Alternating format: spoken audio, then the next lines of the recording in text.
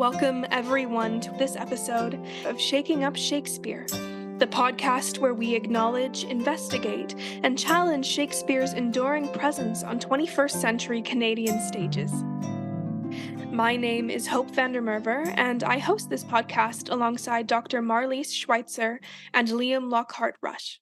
This podcast was written and recorded in Toronto, the traditional territory of the Anishinaabe Nation, the Haudenosaunee Confederacy, the Wendat, and most recently the Mississaugas of the Credit. We would like to acknowledge the ways in which Shakespeare was used as a tool for colonialism and genocide, and encourage all listeners to continue to be critical of this enduring presence in so-called Canada. In this episode, we will interrogate the sexism and gender disparity we so frequently see littered throughout Shakespeare's works. Consider this. Lady Macbeth must unsex herself in order to have the strength it is presumed only a man would to convince her husband to kill the king. She is written in a way that is a brutal display of deeply entrenched misogyny. Samson's, and therefore women being the weaker vessels are ever thrust to the wall, and Hamlet's, frailty thy name is woman, are blatantly sexist. Most of the roles in Shakespeare are written for and cast as men, despite the fact that an alarming majority of graduating theater school actors are AFAB, that is assigned female at birth, and femme-presenting. Yet, by the time we get into the workforce, we find that many of our frankly mediocre and less hardworking male peers are dominating rehearsal spaces and stages, seemingly being rewarded for being born into and presenting as the correct gender. Why? In this episode, we will interrogate traditional casting practices as they pertain to Shakespeare and Hamlet more specifically, examining the ways in which actors and directors can subvert patriarchy through gender-bent casting. We will hear from scholars like Liz Pentland, Peter Parolin, and Roberta Barker, MPhil students like Ziyana Kotadia, and theater practitioners like Allyson McMackon, Jamie Robinson, Anita Selva, Keira Loughran, Eli Pauly, Jeff Ho, Christine Horne, Alix Sidaris, and more. Before we get into the body of this episode, I first would like to introduce you to my favorite feminist theorist and scholar, Sara Ahmed, whose work and ideas have informed my understanding of intersectional feminism, and as such has colored the way this episode is shaped. I first came upon the term Feminist Killjoy, a term with which I identify, several years ago when I read Ahmed's book, Living a Feminist Life. In another of her works, called The Promise of Happiness, Ahmed defines a feminist killjoy as one who, quote, spoils the happiness of others. She's a spoil sport because she refuses to convene, to assemble, or to meet up over happiness, end quote. In other words, a feminist killjoy is one who disrupts patriarchy, which often spoils the happiness of those who benefit from it. To be a feminist killjoy is to disobey, to challenge, to interrupt.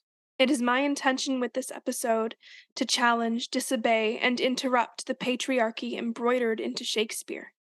And I would like to invite those of you who are listening to consider, if only for the duration of this episode, the works of Shakespeare and in particular Hamlet, through the lens of a feminist killjoy. This podcast is, after all about shaking up Shakespeare. First, we will look at Hamlet. More specifically, we will examine how casting AFAB people and women into the role of Hamlet subverts the misogyny entrenched in many of Hamlet's lines and actions because those words sound wrong coming from a non-male voice. Then we will turn to Ophelia.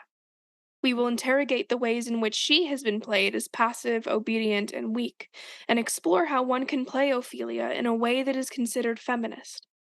Finally, we will talk about Gertrude, and how, similarly to Ophelia, we can present the character in a way that resists the misogyny stitched into societal perceptions of her character. Hamlet. To be or not to be? That is the question. I think casting is huge. I think we don't always need to see the straight white guy playing Hamlet over and over again? You could say, well, a female Hamlet is breaking with tradition. But if you look closely at the history, we've had female Hamlet since Sara Bernhardt in the late 19th century, right? I think it's 1896 or something like that. So the idea of casting a woman in the role doesn't necessarily do anything that hasn't been done before. What it might do is open up possibilities in particular contexts and particular spaces that are maybe resistant to that. Because, of course, casting a woman in a lead role like that makes it a star vehicle for someone like Sara Bernhardt, who's already incredibly famous in her time, right? There's a whole book on female Hamlets. So clearly that's something that's been explored over the years. But I think there are times when we need interventions in casting to remind ourselves, I think, that Shakespeare belongs to all of us and can be a play that speaks to all of us, not just the sort of white male intellectual who's feeling disenfranchised or disillusioned with the systems of power. Liz Pentland, who you just heard, is a professor at York University, and she specializes in Renaissance literature, including Shakespeare. The book she was referencing is called Women as Hamlet: Performance and Interpretation in Theater, Film, and Fiction by Tony Howard. Given this long history of women being cast as Hamlet, why, in 2023, does the prospect of a non-man playing the role seem so revolutionary and radical? The feminist killjoy in me wants to know why the name Hamlet still conjures up the image of a 40-something-year-old white straight man, despite the tradition of casting women in the role since Sara Bernhardt in the 19th century and Elizabeth Powell, who was the first woman to play the role in 1796. Interestingly, out of everyone we spoke to, when asked about their favorite Hamlet or who they thought had a fresh take on Hamlet, the overwhelming majority answered Amaka Ume. Amaka. Amaka. Amaka Ume. Amaka Ume. I mean, my favorite is definitely not the earliest. I just saw Hamlet in Stratford, and that was stunning. An excellent performance.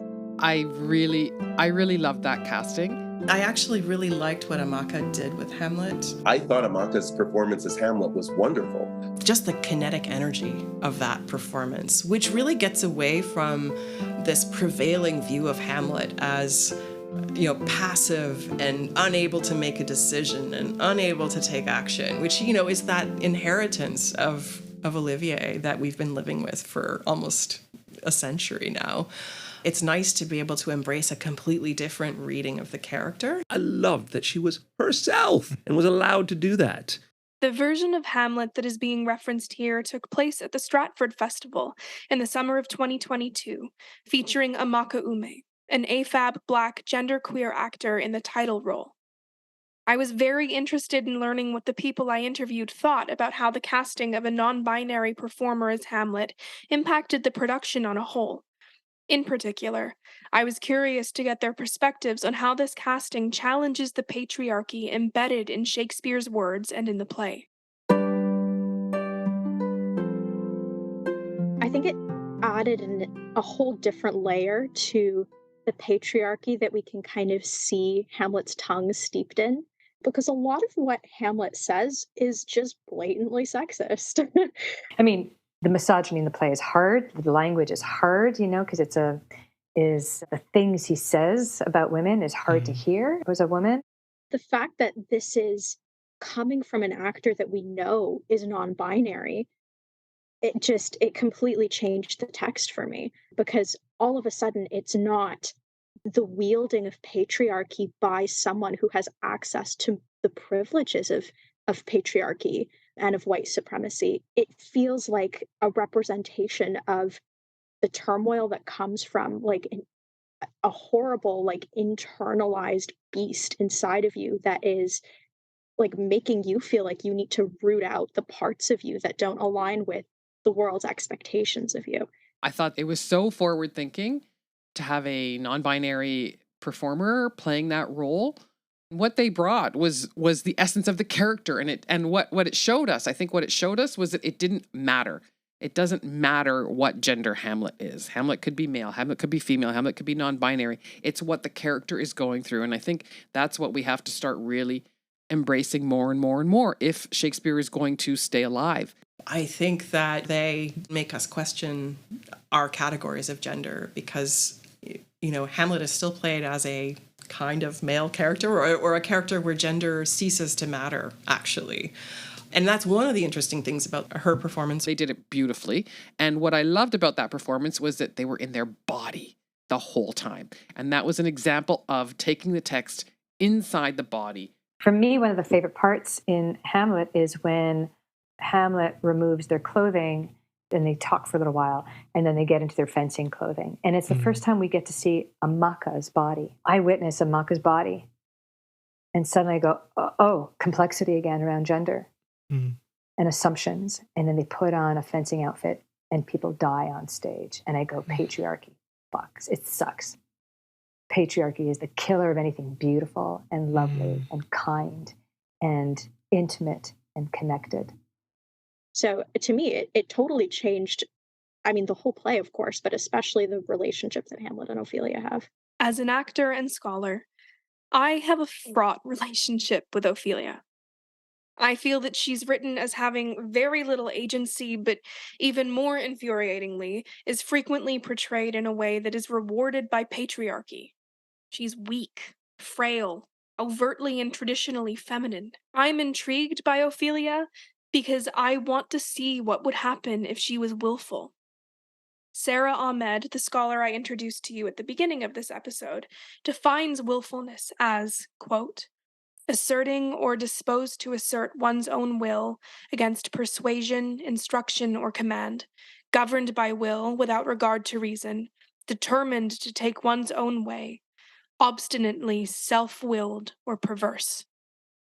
Perhaps willfulness could be summarized as this: not willing to be owned. End quote. What would happen if Ophelia was indeed not willing to be owned? Each of the people I spoke to had a myriad of thoughts on this. In this section, you will hear from award-winning directors and actors like Anita Selva, Allyson McMackon, Christine Horne, Keira Loughran, Alix Sidaris, and Eli Pauly. You will hear from scholars and theater critics like Roberta Barker, Melissa Pohl, Erin Kelly, and Peter Parolin, and MPhil students like Ziyana Kotadia, all of whom were critical of the way Ophelia has been manifested as obedient and weak-willed on Canadian stages. Ophelia. Ophelia. Ophelia. Ophelia. Soiled dove. Innocent, mentally on edge. Crazy.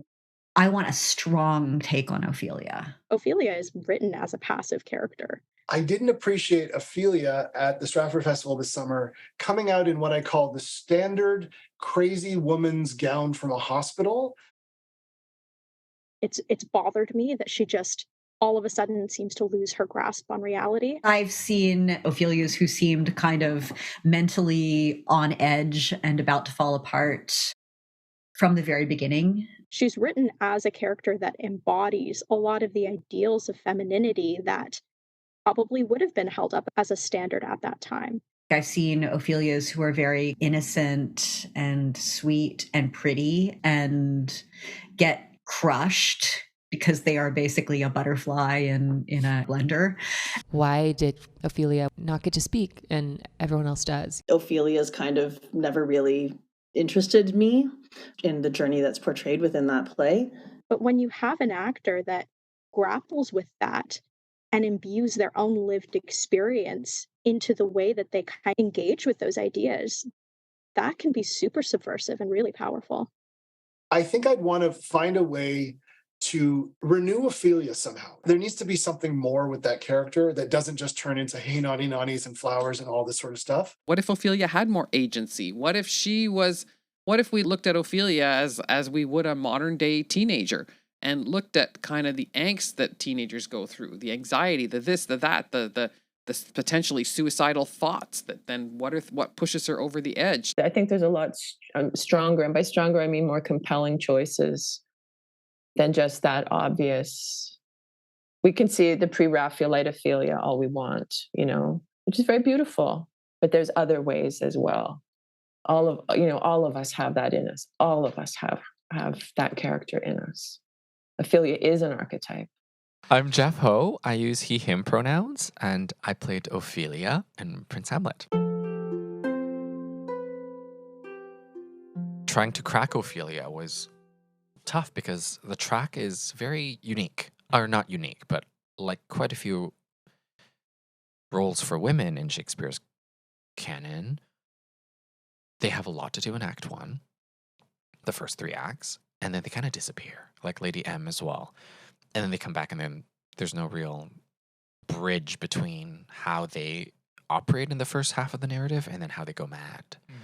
So there's a lot of imagination to fill in that, and a lot for a production or director and the collaborators to make it work. There's a lot of great Shakespeare roles. There's a lot of great language that so many young actors want to explore and want to perform and have spent arduous, amounts of time studying and learning and really delving into.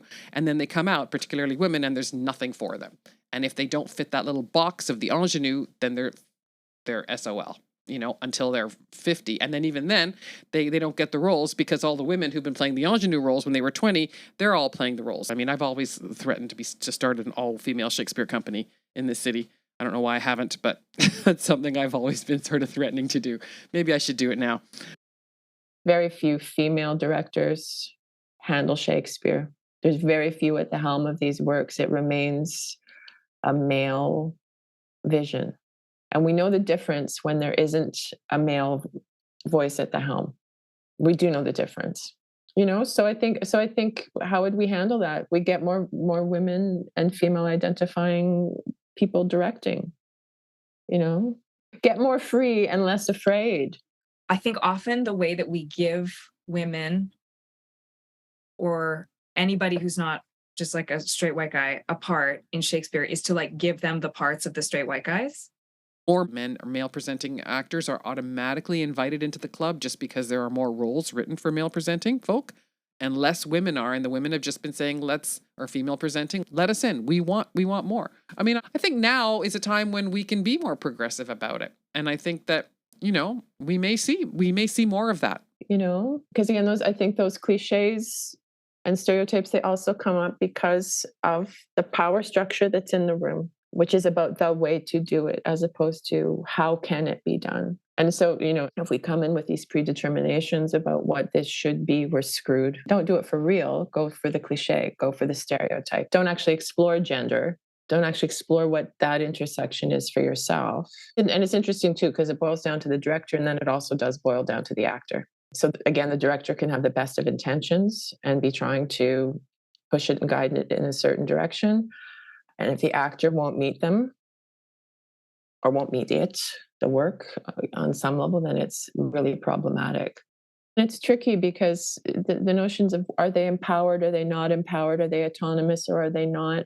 If we actually look at the scenes and we actually look at what's going on between the characters, I think we'll find that everybody's pretty empowered. It's the choice of whether we're willing to, as the artist, as the actor, as the director, as the company, take that on. And where's that going to lead us? I mean, that's a big journey for that character of Ophelia to have the love of their life transformed in front of their eyes, to be the recipient of that language and that hostility and that shift that happens in that antic disposition, to deal with the voices of your father, your brothers. Again, that female presence in that family structure, very limited.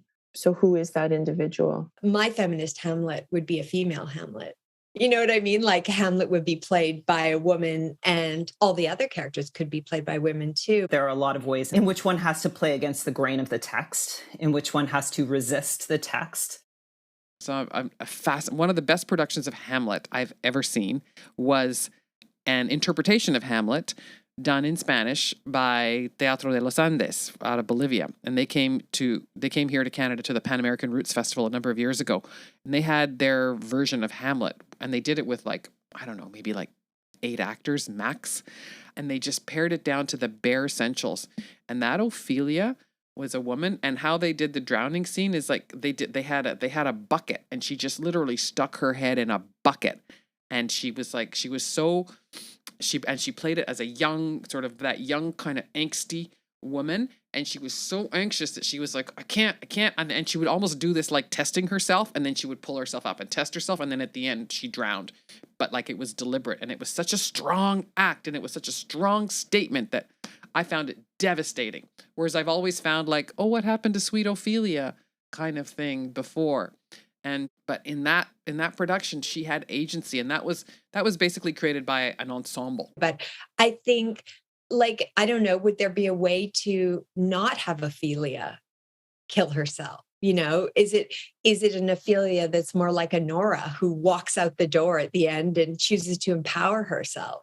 And, you know, could Gertrude be the one who killed her husband and not Claudius because she was getting tired of him? Gertrude. What happened to Gertrude? Unlike Ophelia or Claudius or Hamlet or anyone else in this particular tragedy, I have never felt any kind of connection with Gertrude. I don't think about her at all. She has been presented to me as so completely forgettable, disloyal, and frankly irritating. Like Ophelia, I feel that she is rarely played with any strength or agency, which makes her incredibly unsympathetic to an audience. What would happen if she was played in such a way that undermined the male gaze through which she was written and through which she is often directed and performed? In Hamlet, you know, you really have a question mark around Gertrude. I mean, Gertrude is complex because on the one hand, we see this huge love for her Hamlet, right? For her child. Gertrude is also underdeveloped, I think, like in context of what she goes through. And there's this huge complex love, and there's that, you know, one amazing scene that they have together. Hamlet, mother, you know, that beautiful, how that scene begins. I want to see like a really amazingly well thought out Gertrude. Oftentimes she's played to be, you know, quite weak, and oftentimes she's super sexualized. You know, there's so many Freudian versions of like what their relationship is, which I really appreciate when folks don't go that route. I think it was an interesting little experiment for a while because it was a hot topic, but in the end, it's just like there are nuances and complexities to familial relationships because of those where we are today in our questioning and our relationship to all that. It really makes a comment about the patriarchy, makes a comment, points to the language when it's misogynist. But I think oftentimes she's seen as a pawn. And I feel it would be really interesting if she chose to marry Claudius for political reasons, more so than, oh, I fell in love with my husband's brother, which feels so weak woman. Whereas if she is a woman whose husband has been murdered for political reasons, then she could be in trouble, right? And where is her life? Where is her son? What's she doing? So I would be really interested in seeing a Gertrude that was much smarter and did this marriage to Claudius as a political move. And what would happen if she were, because, you know, this whole Hamlet is all about play acting. Like, what if her whole marriage to Claudius was a part of her own political scheme to stay in power, to stay safe, just to maintain what she's got? I don't know. Would that make her more ruthless, or would that make her a survivor? I don't know. But sometimes just being this kind of pawn, and then I think the tragedy would be even more profound because Hamlet thinks that she's just fallen for Claudius when in fact she has done it to protect her son, right? I mean, if I were playing her as an actor, I would fight for her to be almost desperate after her husband died. And what do I have to do? Okay, I'm going to do this. I'm going to do this for my survival and my son's survival. This concludes our episode for today. I hope that through this episode, you were able to embrace the feminist killjoys in each of you and imagine a future in which Shakespeare, and Hamlet more specifically, is not dominated by the visions and presence of white cishet men. After speaking with each of the artists included in this episode and this podcast, I think we can all agree there is a need for more inclusive, equitable, and innovative casting practices aimed at decentering patriarchy and whiteness in Shakespeare and in theater more broadly. Even the way in which Shakespeare is taught in theater schools reinforces the cis-heteropatriarchy I and many other artists long to break away from. In iambic pentameter, when a line has 11 beats, it is referred to as a feminine ending because it is a quote-unquote weak line. One that is filled with so much emotion it spills out over the standard 10 beats iambic pentameter is famous for. However, an ending that is standard, that is, an ending that falls within the perimeters of iambic pentameter, is referred to as strong and masculine. This association of feminine with weak and masculine with strong, even in the way we are taught to perform Shakespeare, informs what we believe about ourselves and about the world. The stories we tell ourselves shape our beliefs and our actions. We will discuss this much more in depth in the next episode called Cripping Shakespeare. Thank you so much for listening to this episode, and I hope you will join me next week for the next episode of Shaking Up Shakespeare. This podcast is part of Resetting the Stage, a 5-year project that seeks to situate debates about theatrical representation and the politics of casting in Canada within a broad historical context, advancing dialogue with directors, playwrights, actors, educators, students, and other creators. We're actively transforming professional Canadian theatre and university-level theatre training. For more information on other aspects of the project, please visit castingcanadiantheatre.ca. Interviews for this podcast were conducted by Marlis Schwietzer, Jeff Ho, Liam Lockhart-Rush, and Hope Van Der Merwe. All episodes written and edited by Marlis, Liam, and Hope, with dramaturgical input from Jeff. Sound mixing and levels by Maddie Batista. ASL translation by Dawn Janney Burley. Original music by Faith Andrew.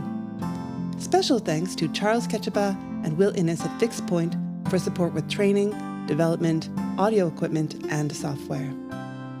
Shaking Up Shakespeare benefits from the following support: a Connections grant from the Social Sciences and Humanities Research Council of Canada, an exchange grant from the Social Sciences and Humanities Research Council of Canada, funding from the York Research Chair, and a York Research Support Grant.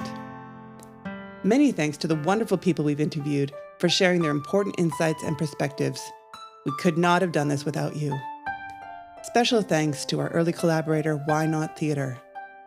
And at York University, thanks to Dean Sarah Beijing, Mary Pecchia, Amy Mitchell, and many colleagues, students, and friends. Thanks for listening to Shaking Up Shakespeare.